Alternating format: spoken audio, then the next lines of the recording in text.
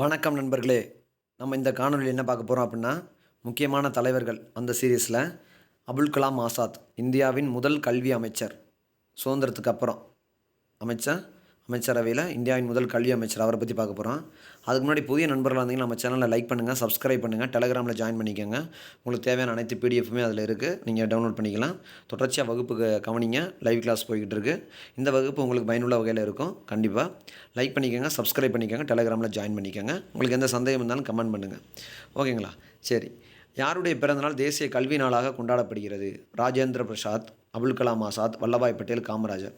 யாரோட பிறந்தநாள் பார்த்தோம்னா தேசிய கல்வி நாளாக கொண்டாடப்படுகிறது அப்படின்னா அபுல் கலாம் ஆசாத். ஆசாத்னா பெண் அப்படின்னு அர்த்தம்.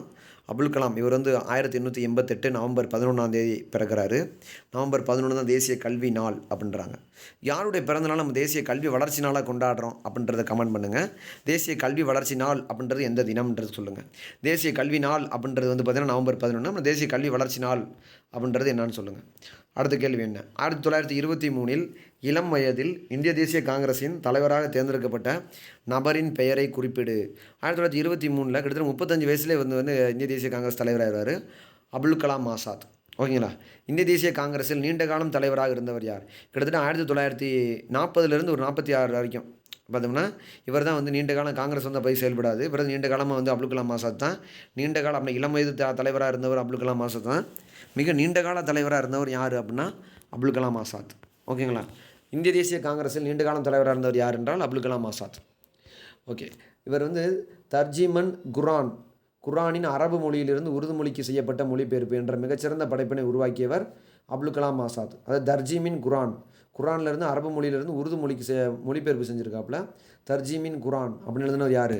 மௌலானா அபுல் கலாம் ஆசாத். அதுக்கப்புறம் பார்த்தோம்னா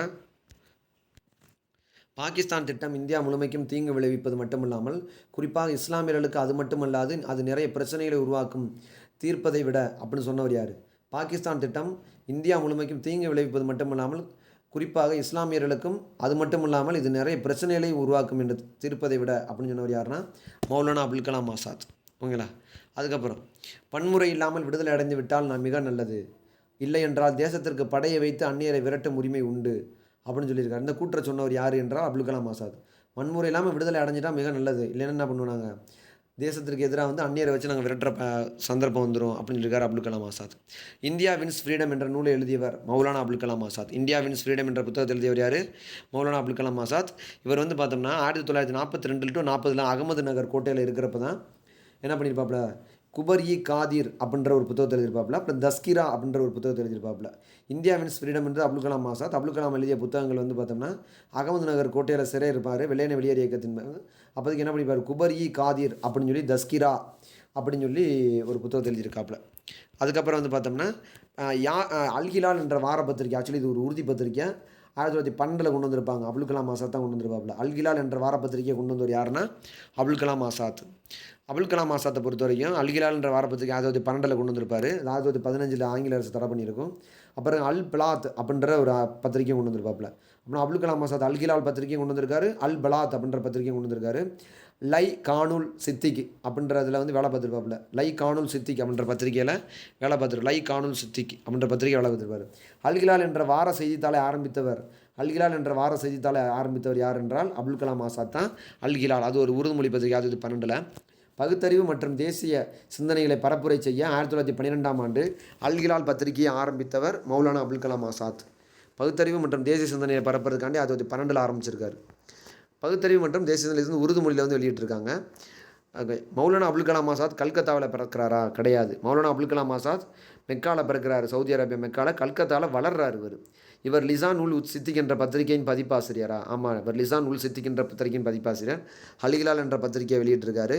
இவர் இந்திய தேசிய காங்கிரஸுக்கு 1923 40 ஆண்டுகளில் தலைவராக தேர்ந்தெடுக்கப்பட்டார். 23 40 அதுக்கப்புறம் இவர் மேல் நைராங் இ ஆலம் அப்படின்ற பத்திரிகையிலையும் வேலை பார்த்துருக்காரு. 1899 நைராங் இ ஆலம் சொல்லி. அதுக்கப்புறம் 1900 அல் பிஸ்பா அப்படின்ற பத்திரிகையை வேலை பார்த்துருக்காரு. அபுல் கலாம் ஆசாத்தை பொறுத்த வரைக்கும் இது ப்ரீவியஸ் இயரில் கேட்டது ஃபுல்லாக மேக்ஸிமம் பத்திரிகைகள் சம்மந்தமானதாக இருக்குது. இந்தியாவின் முதல் கல்வி அமைச்சர் யார் அப்படின்னா அபுல் கலாம் ஆசாத். அவரோட பிறந்த நாள் தான் நம்ம தேசிய கல்வி நாளாக கொண்டாடுறோம், நவம்பர் 11. அதுக்கு முன்னாடி அல்ஹிலால், அல் பலாத், அப்புறம் சித்திக்கு, லை கானுல், நைராங், அல் பிஸ்பா, இதெல்லாம் அபுல் கலாம் ஆசாத்தோட பணியாற்றிய இதழ்கள். இதெல்லாம் ப்ரீவியஸ் இயரில் கொஸ்டின்ஸில் வந்து பார்த்தோம்னா அப்துல் கலாம் ஆசாத்தை பற்றி எனக்கு கேட்டுட்டு இருக்க கொஸ்டின்ஸு.